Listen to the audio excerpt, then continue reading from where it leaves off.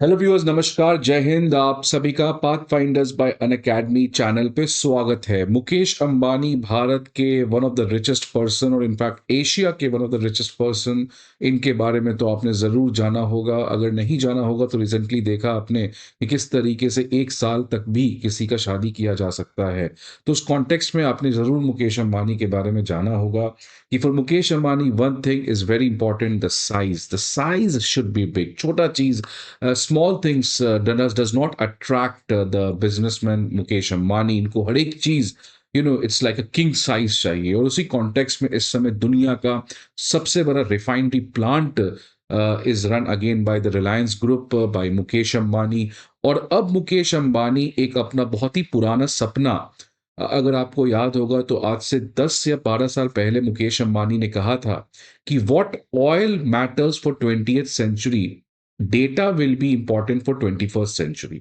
जिस तरीके से 20वीं सदी में तेल सबसे इंपॉर्टेंट स्ट्रैटेजिक रिसोर्स था, और आज 21वीं सदी में व्हेन वी आर देयर और आने वाले समय में data will replace the oil. आज दुनिया भर में डेटा की होड़ मची हुई है।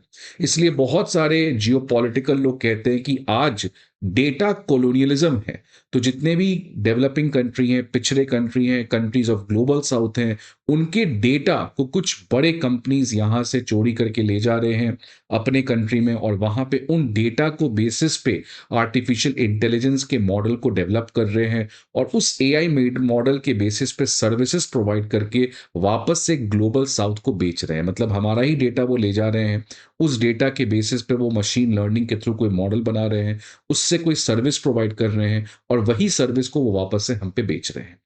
तो इसीलिए डेटा जो है आज बहुत ज़्यादा, बहुत सारे लोग डेटा के पीछे भाग रहे हैं।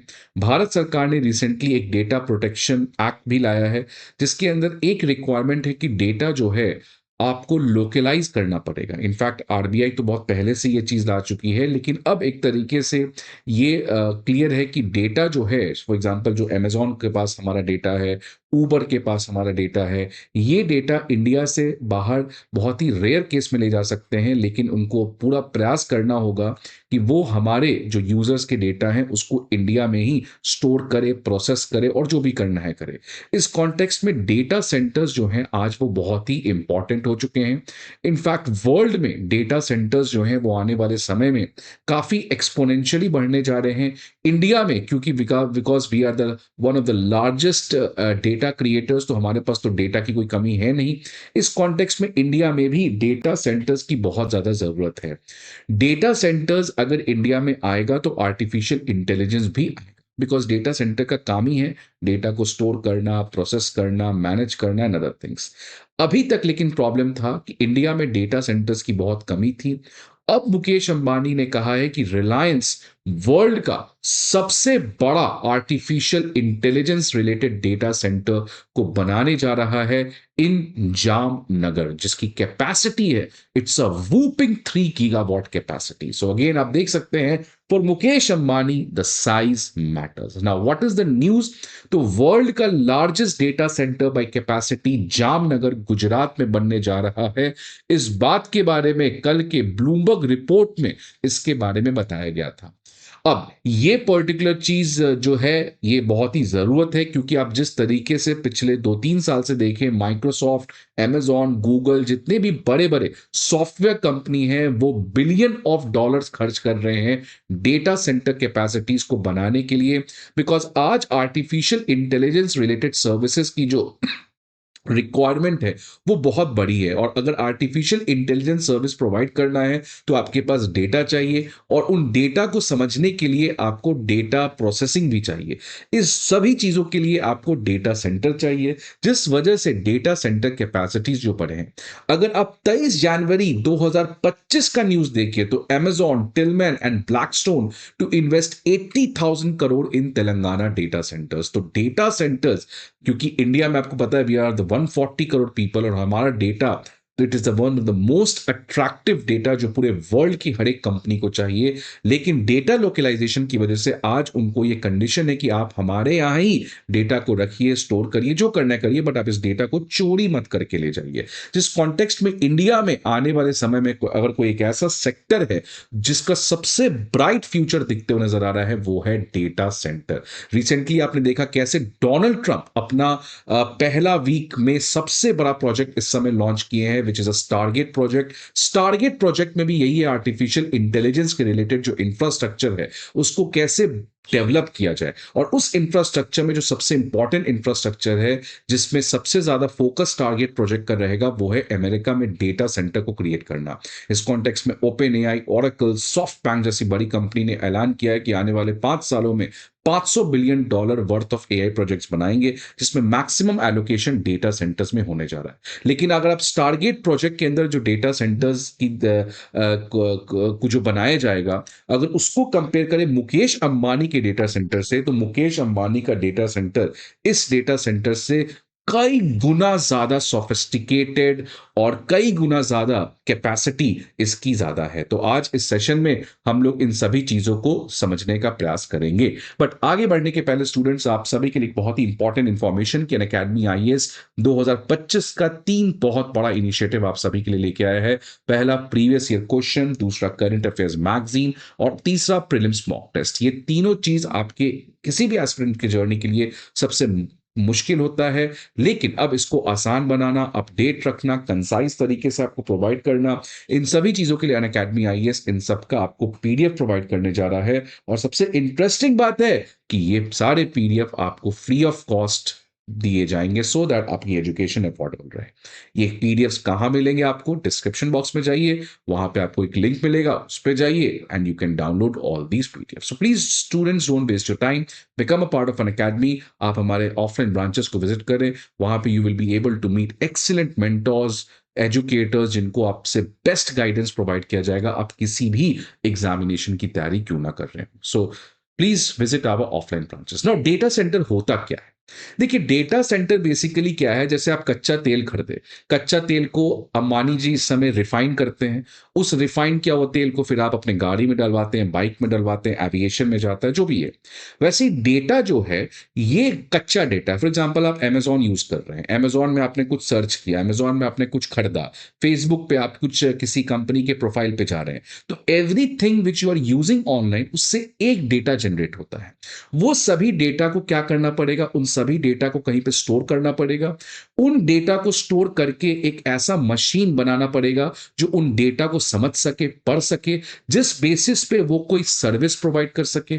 तो ये सारा काम कहां पे होगा? डेटा सेंटर में होगा। तो आर्टिफिशियल इंटेलिजेंस का मतलब मशीन को ह्यूमन इंटेलिजेंस देना, किसी मशीन को एक ह्यूमन जैसी सोचने की शक्ति देना। तो ये सारा काम होगा कहां पे? डेटा सेंटर में होगा। देखिए, ये रहा आपका इस तरीके से एक डेटा सेंटर। डेटा सेंटर में जो सबसे इंपॉर्टेंट चीज होता है वो होता है सर्वर रूम। आपका आपने सर्वर रूम इस तरीके का देखा होगा। अब ये सर्वर क्या होता है? सर्वर बेसिकली ये सारे कंप्यूटर्स हैं, बट ये नॉर्मल कंप्यूटर डेस्कटॉप से अलग है, बिकॉज ना ही इनके पास मॉनिटर है, ना ही इनके पास कीबोर्ड है, बट काम ये सब कुछ वही करते हैं। डेटा स्टोर करेंगे, डेटा को प्रोसेस करेंगे। तो बहुत सारे इस तरीके के कंप्यूटर्स आपस में कनेक्टेड होते हैं, जिसकी वजह से ऐसे कंप्यूटर की जो कंप्यूटेशनल कैपेसिटी है, जो कैपेबिलिटी है डेटा को एनालाइज करने का, वो कई गुना ज्यादा as compare to a normal computer. तो ये डेटा सेंटर में सबसे इंपॉर्टेंट चीज होता है। इसके अलावा इसको ठंड रखने के लिए air conditioning, cooling units, heat exchangers, backup generator so that uninterrupted power supply हो, सिक्योरिटी इन नेटवर्क और सर्वर को ऑपरेट करने के लिए नेटवर्क ऑपरेटर सेंटर, ये एक टिपिकल डेटा सेंटर आपका होता है। अब इसी कॉन्टेक्स्ट में रिलायंस का जो आने वाला वर्ल्ड का सबसे बड़ा डेटा सेंटर है, ये बहुत सोफिस्टिकेटेड होने वाला है, बिकॉज इस डेटा सेंटर में जो डेटा की कंप्यूटेशनल कैपेबिलिटी है वो काफी ज्यादा होने वाली है। मतलब हमारे यहां जो डेटा सेंटर में जो आर्टिफिशियल इंटेलिजेंस के मॉडल्स होंगे, उसके बेसिस पे जो सर्विसेज प्रोवाइड करेंगे, ये कोई आसान नहीं रहेगा, बहुत सोफिस्टिकेटेड रहेगा। इसके लिए रिलायंस ग्रुप जो है वो एनवीडिया के sophisticated cutting edge AI semiconductors को खरीद रही है, जिससे हम अपने कंप्यूटेशनल कैपेबिलिटीज को सिग्निफिकेंटली बढ़ा सकें। इसकी कैपेसिटी जो है, आप शॉक हो जाइएगा जानकर, इस समय जो सबसे बड़ी डेटा सेंटर है जो अमेरिका में है, उसकी कैपेसिटी भी 1 गीगावाट से कम है, लेकिन इसकी कैपेसिटी आप देखिए 3 गीगावाट होने जा रही है। और अगेन एक और खास बात, ये बहुत सस्टेनेबल है, बिकॉज रिलायंस का आपको पता है जामनगर में ऑलरेडी ग्रीन एनर्जी कॉम्प्लेक्स है, जहां पे रिलायंस ग्रुप के द्वारा solar energy, green energy, green hydrogen energy और विंड प्रोजेक्ट्स हैं। इनका एनर्जी को यूज किया जाएगा इन डेटा सेंटर्स में, सो दैट ये डेटा सेंटर जो है वो सस्टेनेबल रहे। अगेन दुनिया का ये सबसे पहला डेटा सेंटर होने वाला है जो most of the energy renewable energy source से ही लेने वाला है। तो बात क्या है, जियो करना क्या चाहता है, अंबानी जी करना क्या चाहते हैं? अंबानी जी जियो जिस तरीके से टेलीकॉम सेक्टर में डिसरप्शन लाया है, उसी मॉडल को रेप्लिकेट करना चाहते हैं आर्टिफिशियल इंटेलिजेंस में। क्योंकि अगर आर्टिफिशियल इंटेलिजेंस आप चाहते हो सस्ता हो, आम लोगों के लिए हो, तो आर्टिफिशियल इंटेलिजेंस के लिए आपको डेटा सेंटर, जहां पे ये डेटा को